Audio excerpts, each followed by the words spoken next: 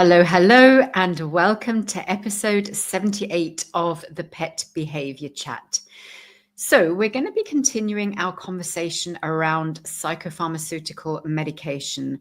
And today I really want to talk about how I set myself up to support, especially the caregivers, when their pets first start on medication.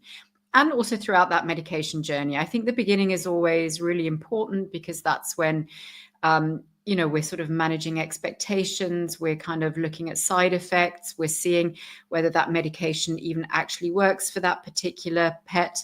And it's been my experience that the more open communication you can have with caregivers, the more helpful it's going to be, and potentially the better the outcome and the result for the patient is going to be. So let's start right at the beginning. And that is really when I first kind of bring up the topic or conversation around psychopharmaceutical medication. Now, many caregivers find me because that's what they actually want. They come to me specifically for medication. Maybe they've heard about it, or it's something that they think might be useful for their pet. Maybe, their GP vet has recommended they have a conversation with me. Maybe their trainer or their non-veterinary behaviorist has had a conversation with them about the possibility of medication. So sometimes caregivers come to me with that specific kind of goal in mind and with that expectation that that's what we're going to do. However, I always will assess the pet individually myself and see, whether they're a good candidate. So a little bit, as I spoke about in episode 76, and, I'll speak about in future episodes as well about some of the things that I think about and I am concerned about when we think about starting psychopharmaceutical medications. But some caregivers also come to me and they don't really have that on their minds. They don't think that medication might be an option for their pet, or it's not something they've thought about before, or it's not something that they're even familiar with. So sometimes it's that introduction of the conversation around behavior medications. And one of the things I do still find is that there is still this kind of stigma around psychopharmaceutical medication, and that, different people have different, opinions about medications.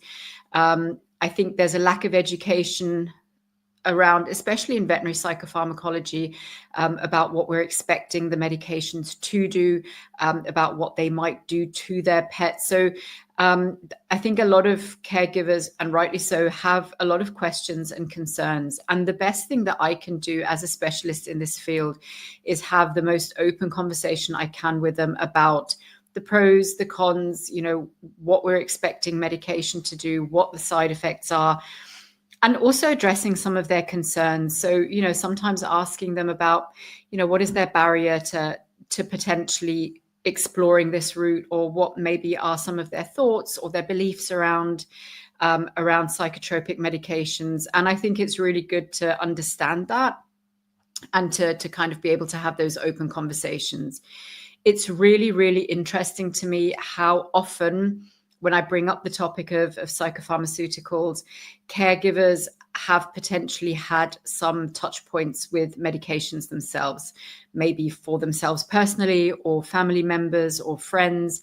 And depending a little bit on what maybe that person's experience has been, that might shape or influence how they might feel about medication for their pets. So I've had a lot of caregivers that have said to me, they've had their own personal experiences with medication, and medication has massively helped them. So they're perhaps a little bit more open.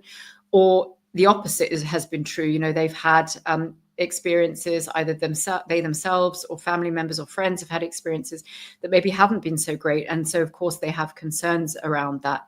And I think that's really important, to validate, to listen, to understand, and to also accept and acknowledge their choices in that matter. All I can do then in those moments, if maybe caregivers choose not to go down the route of medication, is maybe offer up alternative solutions, maybe pheromone supplements and diets. However, then also really important to let them know what we can or cannot achieve without the use of medication. So I think those open and honest conversations are really, really, really important. If they have chosen that they want to go down the route of medication, then come the next conversations. So the question I get asked most often, or one of the comments I hear most often, is around the medication turning pets into zombies.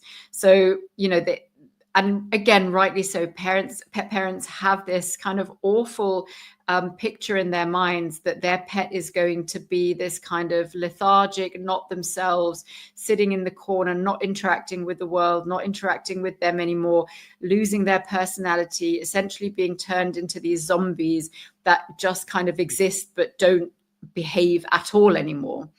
And I think that's a very common fear and a very common perhaps misconception, but I think I'm going to call it a fear because I think that's what people fear. They're scared that they're going to do something to their pet that's going to be harmful. And I totally, totally get that.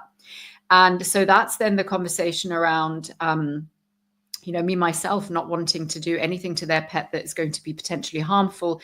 And that, our end goal is never, ever, ever to turn their pet into a zombie.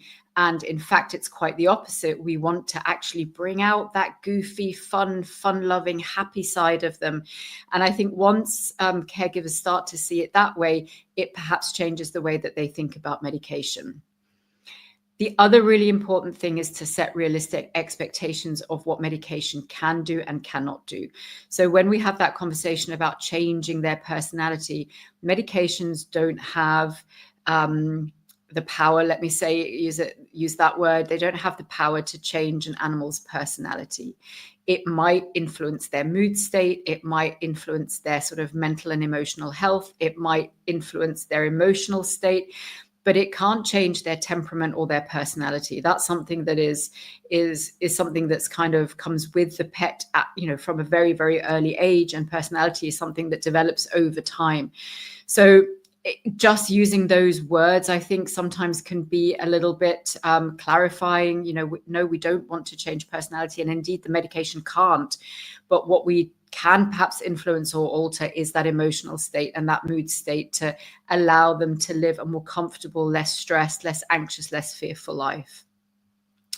So that's a little bit about setting realistic expectations. The other thing around setting realistic expectations is, what are the changes that we expect to see from the medication in the first weeks, months, perhaps? So again, I think it's really important to kind of set the tone that this is not a miracle cure. It's not going to be a magic fix. Absolutely, psychopharmaceuticals can be an absolute game changer to pets where they work super well, where we've chosen the right medication or the right combination for that individual, where we've made the right diagnosis, where all the stars align, and it can absolutely be a game changer. However, medication is, at the beginning, you're probably going to see very subtle changes, and those changes initially might happen where the pet feels most comfortable, so oftentimes at home. So some of the changes we might see are better sleep, more play, a little bit more interaction with the environment, maybe some better recovery from triggering events, maybe a little bit more sort of social interactions, more positive social interactions, maybe coming to seek more cuddles, or maybe going to find toys from the toy basket for the first time. So these are the subtle changes that we certainly see at the beginning. And what I always say to caregivers is, what I don't expect to see is a transformational shift around the triggers that are the biggest triggers for that pet. So if we have pets that are maybe extremely fearful of other dogs on walks, then that relationship is unlikely to change quickly. Or if we have dogs that have really severe departure episodes in terms of separation anxiety, it is absolutely going to take some time until we can start to take the edge off those separation events. And the recommendation in the beginning is not to have any separation moments until we can start to get medications working and on board and starting to make some gradual shifts in global anxiety. Or if a dog, for example, is extremely fearful of children, well, medication isn't going to change the way that they feel about that stimulus.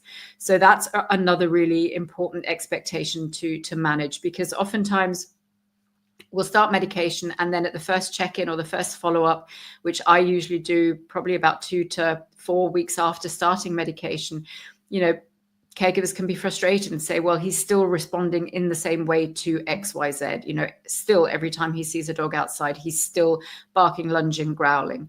And that's where it's really important to note that medication can't change the relationship to the stimulus or the trigger. That is where then in the future behavior modification will come in, that is being facilitated by a reduction in anxiety, so the pet has an opportunity to learn new behaviors and new responses. So that's a little bit about setting expectations and also the time frames. So for a lot of our baseline medications, so our antidepressants, our SSRIs, our TCAs, and our SNRIs, it takes probably about 4 to 6 weeks to see real anxiolytic effect coming in. So that's a really important piece also to educate on, is basically you're going to be giving these tablets every day for the next 4 weeks without expecting to see anything changing hugely. So preparing caregivers for that, and preparing them that we're playing a long game here. This is not going to be, a quick fix. Your pet is likely going to be on this medication for a long time. And that means 6, 12, 18, maybe more months, maybe lifelong. So that's another sort of an expectation to have a conversation around. The next thing that I try and do is I try and give a little bit of an understanding of what the medications are actually doing in a neurobiochemical sense. And this depends a little bit on how open the caregivers are to wanting to understand that. Some people, they don't really care to know exactly how the meds work. They just want to know, what are going to be the things that they see in their pet. And others really want that. They want to understand what's actually going to be happening in that pet's brain and what the medication is going to be doing, what neurotransmitters it's going to be affecting. So that comes down to a little bit kind of, maybe asking your caregiver, look, how much do you want me to go into depth about these explanations? And they'll usually let you know, yeah, tell me everything. Or, I don't know, just tell me how it's going to be for my pet. So that is another kind of important conversation to have. The next thing that we do, so this is something that is everybody handles a little bit differently in the veterinary behavior world. Everybody has maybe slightly different resources or different time that they want to kind of commit to this. But I check in with the caregiver every 48 hours for the first 2 weeks once they've started baseline medications. So every 48 hours, Ben, my wonderful, wonderful VA, who I couldn't do life without, will send a WhatsApp message to the caregiver, and we'll have some specific questions around energy levels, appetite, eating, gastrointestinal side effects, maybe any vomiting, any diarrhea, any constipation, are they urinating normally? And potentially, especially if we've started them on fluoxetine, for example, we ask about, have you noticed any worsening of anxiety, any agitation, any sort of symptoms that are going in the wrong direction? Because those can also be side effects from especially fluoxetine because of its 5-HT2C receptor effect there. So knowing the medications really well, you as the practitioner, and being able to really ask the right questions, manage those conversations around side effects. And again, before we even start medication, having a really clear conversation about, hey, this could happen. Your pet might be super sleepy for the next couple of weeks. In some cases, that's a lovely side effect. In other cases, not so much. Your pet could actually get worse. So we might see worsening here of signs. If you see that, let me know immediately. We're going to check in with you every 48 hours in the beginning.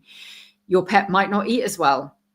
We could have a reduction in appetite. And if they're already maybe a slightly finicky eater. So just today, I had a consultation, which I just literally jumped off of, starting a new dog, a new patient on fluoxetine with a little bit of a finicky appetite, which we think might be down to his anxiety levels overall.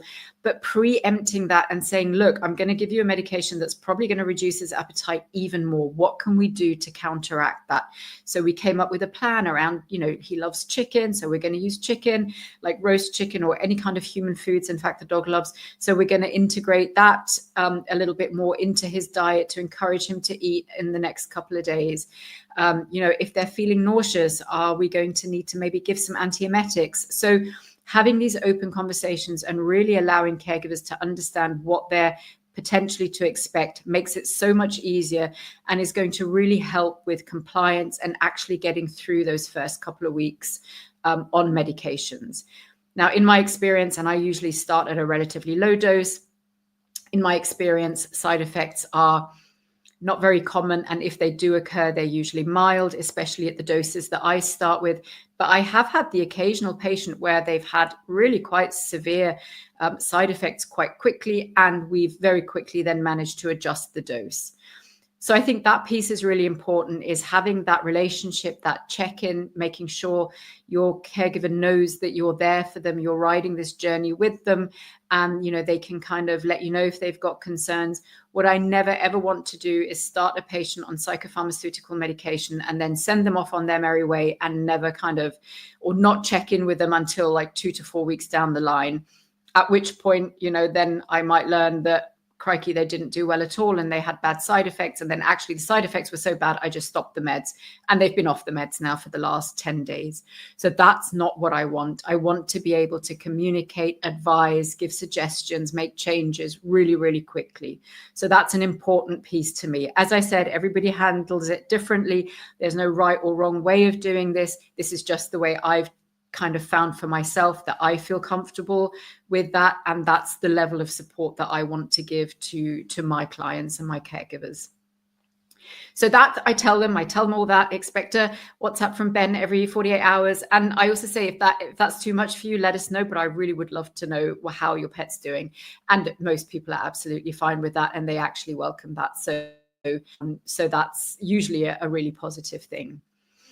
And then finally, the last point I want to touch on is that over time, so once we've gotten through perhaps our kind of side effect period, and especially if we're using an adjunct to a baseline, so if we're using a short-acting medication, an event medication for specific events, maybe for fireworks or for thunderstorms or for pre-departures or for walks or for visitors coming or for the veterinary clinic, whatever the event might be, is I take a lot of time initially to establish what might be a good medication combination for that pet. So is it going to be trazodone? Is it going to be gabapentin? Is it going to be trazodone and gabapentin? Is it going to be a benzodiazepine? Is it going to be clonidine? Is it going to be a combination of those? And what doses are we looking at?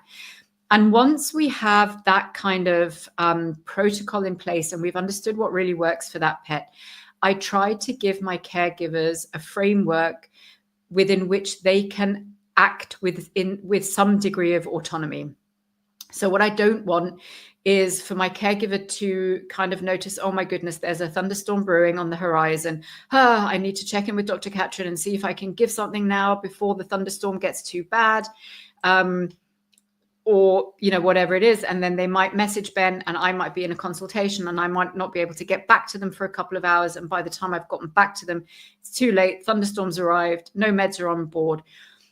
So I want to be able to give my caregivers a level of control and autonomy within a set framework. So we're never going to go crazy on dosing, or, we're never going to give the same medication like 10 times a day or whatever. But I give them a very strict framework. You can give this medication somewhere between 1/4 and 3/4 of a tablet, depending on what you feel he needs in that moment, he or she needs in that moment. And you can give that up to every 8 hours if necessary. And then I let them run with it. And I think that's something that is hugely empowering to many, many of my clients. There are still some that don't love that. They check in and that's absolutely fine. But there are also many that get really savvy at recognizing when their pets might be escalating, when they feel an event is about to happen, or all of a sudden something sudden or unexpected happens. There's, I don't know, the air conditioning's broken and somebody needs to come in quickly and fix the air conditioning. I'm talking here in the UAE. And then all of a sudden, we've got an event. Gosh, can I give a medication? Can't I? Should I contact Dr. Katrin? Hang on, what are we going to do? And in fact, they have that kind of knowledge and that foundation and that framework to know what they can do within that framework. And I find that's such a kind of supportive way and such a collaborative way of approaching some of these pets' journeys. And as I say, a lot of the times the caregivers know better than I do, exactly the situation when they feel their pet might need something, a medication, an event medication in that situation. So those are some of the ways that I think about when I'm supporting my caregivers and my patients through the kind of medication journey. So really important are those initial conversations, really honest, really open. I dedicate quite a lot of time to those initial kind of psychopharmaceutical conversations if they need to be had. Managing expectations, managing what we think the meds can do, what they can't do, looking at side effects, explaining them really clearly, having that super structured support system in place where we check in with them every 48 hours in the first couple of weeks. And then we also have frequent follow-ups and check-ins where we tweak medication doses and we kind of figure out, what the next steps are going to be. And then finally, over time, creating a sense of autonomy for the client within that set framework so that they can be in control to some degree of their pet's own behavior journey. So I hope you found this helpful. I'm going to link in the show notes a link to my PSYCHOACTIVE course, which is an online course all about practical veterinary psychopharmacology. So this is definitely geared towards vets, pet care professionals, non-veterinary behaviorists, vets, vet nurses, anybody who's interested in the pharmacology and the neurobiochemistry of behavior medications. It's a super, super cool course. I'm biased. I absolutely love it.